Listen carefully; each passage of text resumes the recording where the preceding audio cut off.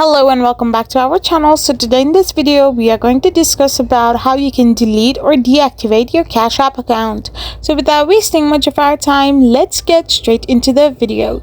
So deactivating or deleting your account of Cash App means you want to permanently get rid of it. So for this you need to simply tap open your Cash App. So once you have opened your Cash App, you need to now simply tap on the balance section where you need to empty it. Now currently I have $36, so I need to make my account $0 so that I can delete it. So once I have $0 in my account, I can simply tap on the profile icon on the top right hand side of the corner. Once you do this, you will end up in this kind of interface. So once you are in this interface, you need to simply scroll down below. So once you scroll down, you need to go in the end of this page where you can find an option called support. Simply tap on that particular icon and you will be in this interface.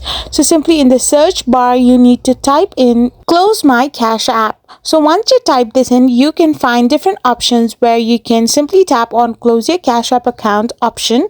Once you have done this, you will end up in this kind of interface. So you need to fulfill all the terms and conditions and hit the confirm button. And after you have tapped on confirm, you will be able to delete or deactivate your Cash App.